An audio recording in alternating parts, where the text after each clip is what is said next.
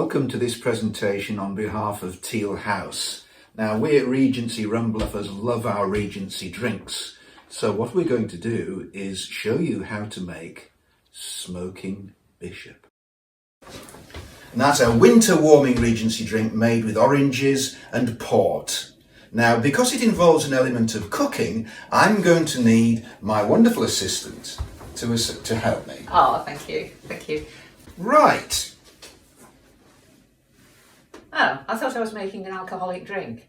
Well, you are, but we're making it with oranges. With oranges. Okay. What do I have to do? Cut it in half. Is that it? Cut it in half. So all my incredible skill is going into cutting an orange in half. But you know very well I can't multitask. I'll cut my fingers off out trying to do it by myself. Okay. Also, there's more to it than that. Because once you cut it in half then... Okay, I'm cutting. Especially sharpen the knife for that. Oh, thank you. Okay, so there's your half orange. Oh, now I've got two halves. Yes, I know, but discard one of them. Oh, okay, discard. Right. If you're making twice the amount of Smoking Bishop, of course, you can have the three oranges instead of 1.5. Ah, but right. take this full orange Yep. and place on a baking tray. Yep. Got that. Okay, now that goes in the oven at 200 degrees centigrade, and that's 400 Fahrenheit, easy to remember. Okay. Off you go into the oven. Oh, well, not you in the oven, me. put the oranges in the No, oven. put the oranges in the oven. Right, okay, off I go. Now you put those in, and we found it takes around about 45 minutes to get the right sort of colour, but you're looking for the peel of the orange to turn either dark brown or black, and perhaps you might have to turn it over to get the colour evenly spread. Here we are. Ooh. Don't these look gorgeous? They smell. They do Fantastic. In indeed. fact, the whole kitchen smells fantastic. Yeah, it's which is great. fantastic. Okay, you better put it down, it's going to get hot. Oh, I've burnt my hands. Just realised. Right, now, whilst that's cooling down, what you do next is get your liquids, which is, first of all, half a bottle of port. Okay? Right. Okay. Just stick that in the pan. Just straight in the pan. It's already measured, so I've got Oh, the okay. right amount. Okay. So that's half a bottle. Yeah. Yeah. Again, if you want to, you can double all of this stuff up to get a larger amount of drink. Oh, sounds like a good idea. It does, doesn't it? Right.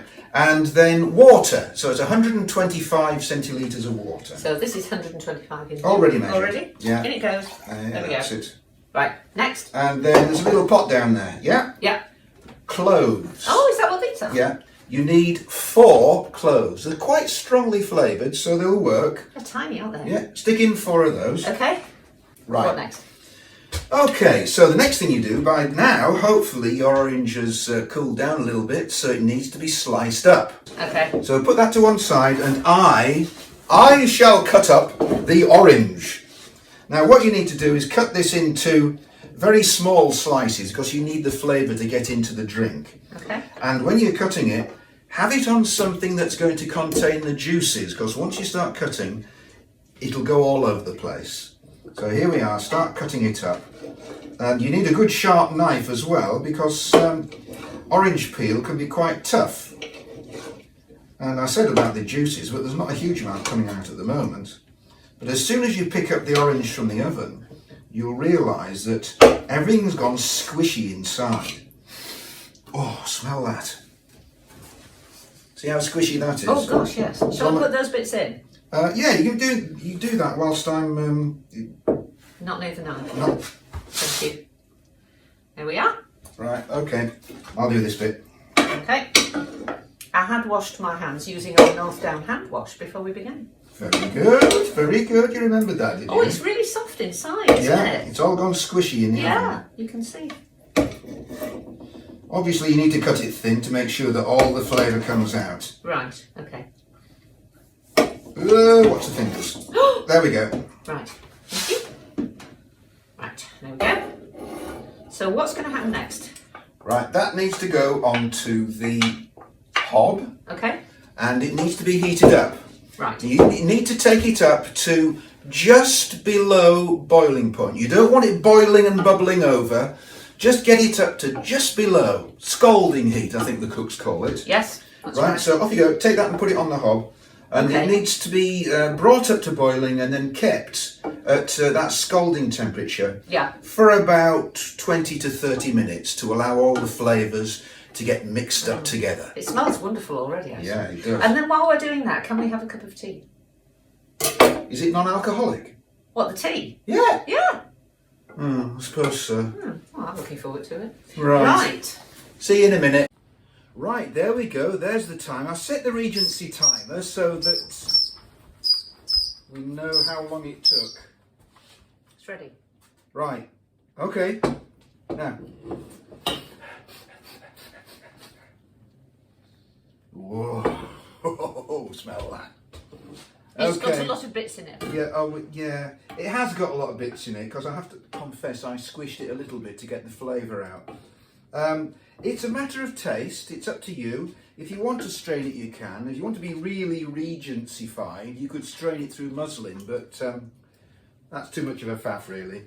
I'll just use an ordinary modern sieve and be very careful about it. I tell you what, lovely assistant, could you hold that for me so it doesn't fall over? Absolutely. And I'll pour from this side so I don't burn you. Okay.